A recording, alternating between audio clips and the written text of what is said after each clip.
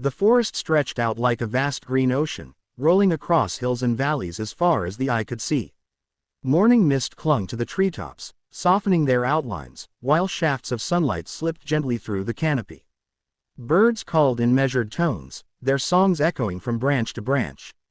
In this quiet hour, the world seemed untouched by hurry. The air itself felt slower, as though it wished to linger, carrying the smell of damp earth and leaves. It was in this stillness that Michael Carter found his peace.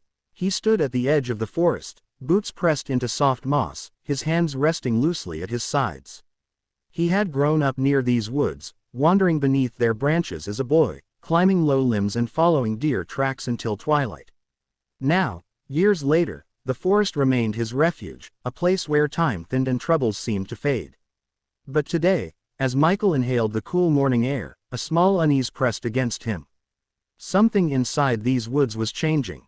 He could not yet name it, but he felt it, like the silence after a bird has flown, or the hollow absence where once there was song.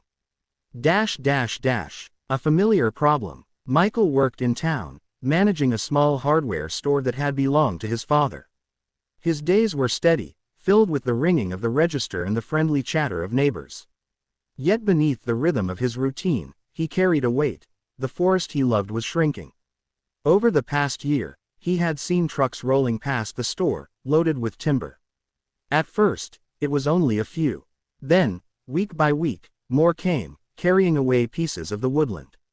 Neighbors spoke of new development, roads, houses, maybe even a shopping complex. Some were pleased by the thought of growth. Others shrugged, saying the forest had stood long enough. For Michael, it was different. The woods were not just trees. They were memory and belonging. He thought of afternoons spent there with his sister, Emily, gathering pine cones and daring each other to walk deeper into the shadowed groves. He thought of his father teaching him how to listen for the wind in the leaves, how to find a clearing by following the sound of running water. Each tree seemed to hold a fragment of his own life, and he could not imagine the land without them. Still, what could he do? He was only one man, with a small store and a quiet voice. The walk into silence. That evening, unable to shake his unease, Michael returned to the forest. The sky had begun to soften into shades of gold and lavender, and the air was filled with the steady hum of cicadas. He walked deeper, past the familiar oaks and maples, past the birch trees with their silver bark. As he moved, he noticed subtle signs. Fewer birds called from the branches. Patches of undergrowth were pressed flat, as if heavy wheels had passed through.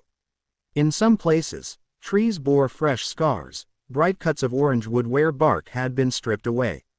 He paused at a clearing he remembered from childhood. Once, it had been alive with ferns and wildflowers. Now, the ground was bare, the soil raw and unsettled. The air felt oddly still, as though even the forest held its breath.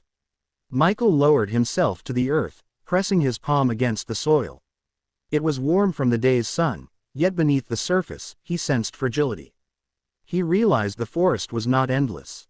It could be broken. It could be lost. A gentle twist. As twilight deepened, Michael heard a rustle nearby. From the shadows emerged an old woman, her figure wrapped in a shawl the color of bark. Her face was lined with age, her eyes bright and steady. "You feel it too," she said softly. Startled, Michael nodded. "The forest is thinner, quieter." She lowered herself to sit beside him, her movements slow but certain. "This place has always spoken, but not everyone listens. When trees fall, when roots are torn up, the silence spreads. It frightens the smaller voices, the birds, the insects, even the streams that hide beneath the soil." Michael studied her, uncertain. "And what can be done? I'm no leader. I'm just." She lifted a hand, stopping him. "One voice is never small when it carries care. A forest does not grow from a single seed. But a seed begins the forest." Her words settled over him like the evening air. He wanted to ask who she was, why she had come, but before he could, she rose. Without another word, she disappeared among the trees, leaving only the soft whisper of leaves in her wake. The turning point. In the days that followed, Michael could not forget her words. At first, he tried to dismiss them, telling himself they were little more than a passing encounter, a trick of a tired mind. Yet the forest stayed in his thoughts. At night, he dreamed of the canopy closing overhead, only to wake with the echo of silence pressing on his chest. Finally, he decided to act. He began small, speaking with neighbors who still walked the woodland paths. He told them what he had seen: the cut bark, the empty clearing, the fading birdsong. Some listened politely, others shook their heads, too occupied with daily worries. But a few cared. Emily was among them. She remembered their childhood games, their father's lessons. She agreed that something must be done. Together, they spoke at a town meeting, their voices steady but gentle. They did not demand or accuse. Instead, they shared what the forest meant: a place of history, a home for life, a shelter for the spirit. At first, the room was quiet. Then, slowly, people began to nod. Some spoke of walks taken there, or deer seen at dawn. Others remembered the cool shade on hot afternoons. The forest, it seemed, had touched more lives than anyone had realized. The renewal. Weeks passed, and momentum grew. A local group formed, calling themselves Friends of the Forest. They reached out to officials, requesting limits on the cutting. They organized cleanup walks, planting new saplings in places where the ground had been stripped bare. Michael found himself speaking more often, his once quiet voice steady with purpose. One crisp autumn morning, he returned to the clearing where he had met the old woman. The soil was still scarred, but now young shoots pushed through, fragile but determined. A small flock of sparrows darted above, their wings catching the sunlight. Emily joined him, placing a hand on his shoulder. "It's not perfect," she said softly. "No," Michael agreed, "but it's beginning again." He thought of the woman's words: "A seed begins the forest." He did not know if she had been real or only a figure born from the forest itself. But he understood now. What mattered was not the size of his voice, but the care behind it. A gentle ending. As winter approached, the forest grew quiet once more, though this silence was different.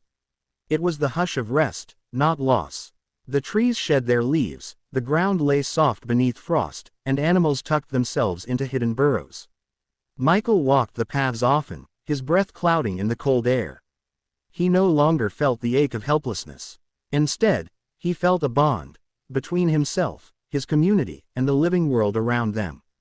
The forest was still fragile, still in need of protection. But it was not alone. Neither was he. And so, beneath the tall, whispering canopy, Michael found peace again. Not in the certainty that the forest would last forever, but in the knowledge that he had listened, that he had spoken, and that his care, like a seed, had taken root.